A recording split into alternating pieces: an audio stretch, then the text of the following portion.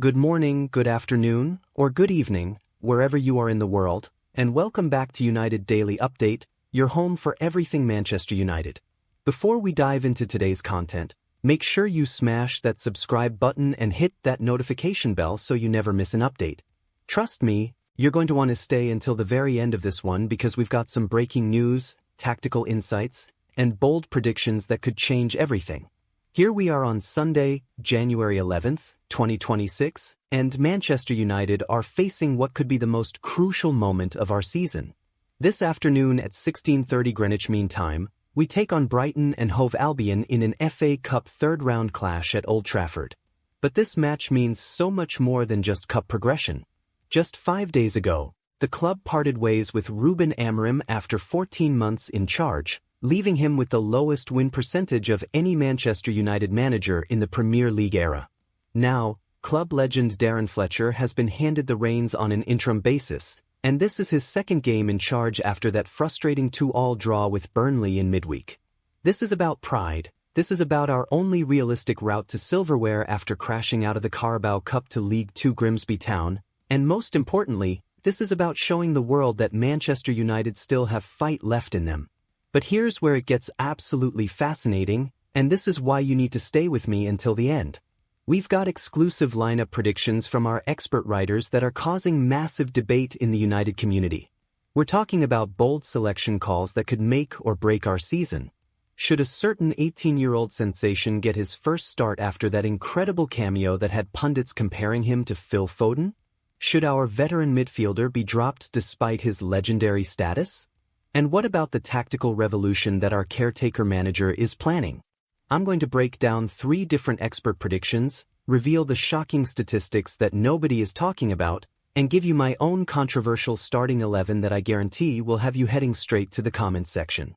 We'll also discuss the elephant in the room, what happens to our manager after this game, and why the next 72 hours could define the next decade of Manchester United Football Club. So buckle up, Reds, because this is going to be good. Drop a like if you're excited, share this with your fellow United fans, and let's get into it. This is United Daily Update, and we've got a lot to cover. Let me set the scene for you. Just 5 days ago, on Monday the 6th of January, the club made the difficult but necessary decision to part ways with Ruben Amorim. The Portuguese manager's tenure lasted just 14 months, but it felt like an eternity for those of us who bled red. The statistics tell a brutal story. Amorim departed with the lowest win percentage of any Manchester United manager in the Premier League era. Let that sink in for a moment. Lower than David Moyes. Lower than anyone who has tried to fill the enormous void left by Sir Alex Ferguson. It was time for change, and the club acted.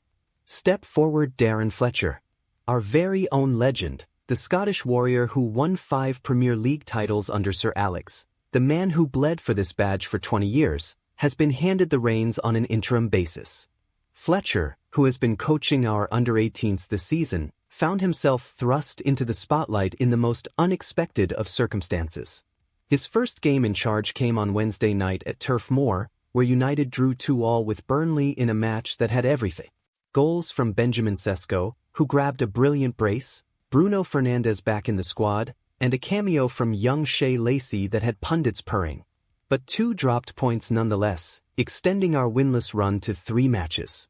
Now Fletcher takes charge of today's FA Cup tie against Brighton, and the big question on everyone's lips is this: how should United line up? What changes need to be made? Who deserves a chance? And can Fletcher guide us through what has become our only realistic route to silverware this season? Remember, we crashed out of the Carabao Cup in embarrassing fashion against League Two side Grimsby Town in the second round. The FA Cup is all we have left. No pressure, Darren. So let's break down what our writers at United Daily Update think Fletcher should do. We've got 3 different perspectives, 3 different approaches, and some genuinely interesting tactical debates to sink our teeth into. And I want to hear from you as well. Drop your preferred starting 11 in the comments below. Let's create a proper discussion here because that's what this channel is all about, bringing the United family together. First up, we have Tyrone Marshall's predicted lineup, and it's built on the foundation of stability with just a touch of freshness. Tyrone is taking the approach that United cannot afford to make wholesale changes here. We need a cup run, and we need the games that come with it. His philosophy is simple: keep the core intact but give opportunities where they make sense. In goal, Sen Lammens continues. The Belgian has been a revelation since arriving from Royal Antwerp in September, and despite some calling for rotation, Tyrone believes this is a cup tie that matters and you need your best goalkeeper between the sticks. The back four in Tyrone's vision sees one significant change. He's bringing in Lenny Yoro to replace Aiden Heaven. Now this is interesting because Heaven has had a busy run in the side recently, and Tyrone believes he deserves a breather. The young defender has shown promise, but football is relentless, and managing minutes is crucial, especially for younger players still developing physically. Yoro brings quality and freshness, and alongside Luke Shaw, Harry Maguire, and Diogo Dalot, you've got a back four that has experience and should be solid against Brighton's attack. Here's where Tyrone makes his boldest call, and I think he's absolutely right on this one. He wants Casemiro dropped. Not because Casemiro is finished or because he doesn't care, but because the Brazilian looked absolutely fatigued against Burnley on Wednesday night. You could see it in his legs, in his decision-making, in those split seconds where he was just a yard off the pace. Casemiro needs a rest, plain and simple. So Tyrone would bring in Manuel Ugarte to play that holding role. The Uruguayan was solid at Turf Moor, put in a proper shift, and deserves to keep his place. Alongside him, Mainoo comes back into the midfield. Remember, Mainoo has only started one game this season due to injury problems, and we need to get him back up to speed because this kid is special. Bruno Fernandes completes the midfield three, obviously, because you don't drop your captain when he's fit and available. Up top, Tyrone keeps faith with Matheus Cunha and Benjamin Šeško. Cunha has been one of our brightest sparks since arriving from Wolverhampton in June, and Šeško, well, that boy scored twice against Burnley and is building momentum at exactly the right time. On the wing, here's where it gets really interesting. Patrick Dorgu would be unlucky to miss out after providing that wonderful cross for Šeško's second goal against Burnley, but Tyrone sees this as the perfect opportunity to give Shea Lacey his full debut. And can I just say, after watching that 12-minute cameo at Turf Moor on Wednesday night, I am absolutely here for more Shea Lacey. The 18-year-old came on and immediately looked fearless. He hit the crossbar with his first touch, tested the goalkeeper again in stoppage time, and showed the kind of confidence and technical ability that had Owen Hargreaves and Joe Hart comparing him to Phil Foden. That's not hyperbole, that's genuine analysis from people who know the game inside and out. Now let's move on to Stephen Railston's prediction, and Stephen is largely in agreement with Tyrone but with a couple of tweaks. Stephen also wants the 4-2-3-1 formation that Fletcher rolled out against Burnley. It makes sense. It's a system the players are starting to understand, it provides balance, and it allows our creative players to flourish. Like Tyrone, Stephen wants Ugarte in for Casemiro. This seems to be the consensus, and I think rightly so. Casemiro has given this club so much since arriving from Real Madrid, but right now, in this moment, he needs a break. Stephen also wants Mainoo to come in for just his second start of the season. The boy has been unfortunate with injuries, but his quality is undeniable, and we need to integrate him back into the team. The difference in Stephen's lineup comes on the right side. He's also giving Lacey the nod over Dorgu, but his reasoning is slightly different. Stephen talks about Lacey's exciting cameo being full of promise and argues that the youngster has been underutilized this season. Lacey should have been getting opportunities earlier, and now that he's shown what he can do at senior level, even against relegation-threatened Burnley, it's time to back him. Stephen believes Lacey could bring some magic to Old Trafford, and frankly, we could do with a bit of magic right now. The rest of Stephen's team mirrors Tyrone's, which tells you that there's a clear consensus forming about the strongest available 11. Then we have Jack Flintham's approach, and this is where things get really bold. Jack is advocating for taking some risks in the FA Cup. He believes Fletcher needs to find a balance between resting key players and keeping the team strong enough to progress. Here's where Jack goes rogue. He wants Altay Bayender to start in goal instead of Lammens. His logic is that Lammens has been chucked in at the deep end since arriving from Belgium, and it might be wise to give Bayender, who has barely featured, a rare start.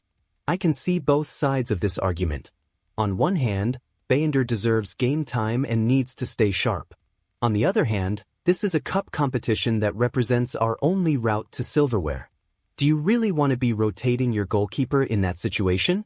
Lamens has been excellent, earning comparisons to Peter Schmeichel from Sir Alex Ferguson himself. I'm not convinced rotation is the right call here, but I respect Jack's thinking. Jack also makes a fascinating suggestion regarding Luke Shaw. He proposes resting Shaw and using this as an opportunity to try Patrick Dorgu at left back. The reasoning behind this is forward-thinking. With Bryan Mbeumo and Noussair Mazraoui both away at the Africa Cup of Nations, we're going to be missing key players in the coming weeks. Dorgu has the versatility to play across multiple positions, and testing him at left back in a cup tie makes tactical sense if you're planning ahead. It's a gamble, but it's the kind of intelligent squad management that could pay dividends later in the season. Like the other two writers, Jack wants Casemiro rested and Mainoo brought in. The theme is consistent here. Casemiro needs a break, Mainoo needs minutes, and Ugarte deserves to keep his place after his performance at Burnley. And once again, Jack is calling for Lacey to start. Fletcher has been bold in praising the academy, so now it's time to back those words with actions. Give the teenager his full debut, especially when opportunities are going to be limited once Mbeumo returns from AFCON. This is Lacey's moment, and all three of our writers agree on that. So what does all of this tell us?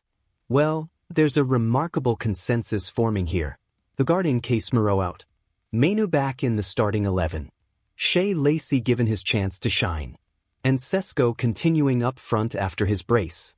The only real debates are around Euro versus Heaven in defense, whether to rotate Lamens for Bayender, and whether Dorgu should be experimented with at left back. These are the kinds of discussions that make football beautiful.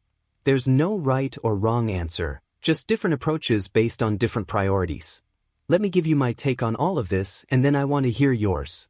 I think Tyrone and Steven are closer to what Fletcher will actually do. The manager has been clear that the same players who were available against Burnley will be available against Brighton, which means we're still without Matthijs de Ligt through injury, and both Mbeumo and Mazraoui are at the Africa Cup of Nations. Fletcher is working with a limited squad, and while I'd love to see some adventurous selections, I think pragmatism will win out. I'd start Lamens in goal because this is a cup tie that matters, and you want your best goalkeeper between the sticks. The Belgian has been phenomenal since arriving, making 173 saves last season at Antwerp, more than any goalkeeper in Europe's top 10 leagues. He's kept clean sheets against Sunderland, Liverpool, and Brighton already this season, and Sir Alex Ferguson has praised him publicly. Why would you rotate him now? In defense, I'm torn between Euro and Heaven, but I think I'd give Euro the nod. He's quality, and if we're managing Heaven's minutes, this is the right game to rotate. Shaw, Maguire, and Dalot complete the back four for me. In midfield, Ugarte and Mainoo sit, with Bruno ahead of them in that number 10 role. This gives us energy, creativity, and steel. It's a midfield that can compete with Brighton's technical players while also giving us the ability to counterattack. Up front, Šeško has to start. The Slovenian is in form, he's confident, and he's exactly the kind of striker we need leading the line. Alongside him, Cunha continues. The Brazilian has been excellent since arriving, and his work rate and technical quality make him undroppable right now. And on the right, I'm giving the start to Shea Lacey. This is his moment. The boy has waited for this opportunity, he's shown in limited minutes that he belongs, and the FA Cup third round at Old Trafford is the perfect stage for him to announce himself to the world. Now let's talk about what this game means in the broader context of Manchester United's season. We're sitting 7th in the Premier League, which is simply not good enough for a club of our stature. We've been knocked out of the Carabao Cup by a League Two side. The Europa League is ongoing, but let's be honest, the FA Cup represents our clearest path to silverware this season. Brighton won't make it easy. They've won just one of their last 8 matches, but they've stabilized recently with 3 consecutive games without defeat. They drew with Manchester City in midweek, which shows they're capable of performing against top opposition. The head-to-head record between United and Brighton in the FA Cup is interesting. We've faced them 8 times in this competition and won them all. Our most famous meeting was in 1983 when we beat the Seagulls 4-0 in the FA Cup final replay after an initial 2-2 draw. More recently, we faced them in the 2023 semi-finals at Wembley, and after a goalless 120 minutes, we triumphed 7-6 on penalties under Erik ten Hag. But here's the concerning stat. In recent league meetings at Old Trafford, the record hasn't been favorable. Over the last 4 home games against Brighton, we've won just once and lost 3 times. That single victory came earlier this season when we beat them 4-2, with Cunha, Casemiro, and Mainoo all scoring. This brings us to the elephant in the room. What happens beyond this Brighton game? Fletcher has made it clear that he's in the dark about Manchester United's plans for his future. He's preparing for these games, Burnley and Brighton, but beyond that, nobody seems to know. The club has held preliminary talks with Ole Gunnar Solskjaer, Michael Carrick, and Fletcher himself about taking the caretaker role until the end of the season. Ruud van Nistelrooy is also in the mix. But as of right now, there's no clarity, and that uncertainty is hanging over everything. Fletcher has handled this situation with incredible dignity and professionalism. He said that it wasn't in his wildest dreams that he would lead out a Manchester United team, even after playing for the club for 2 decades. But he's embracing the challenge, he's focused on the job at hand, and he's making decisions that he believes are best for the team.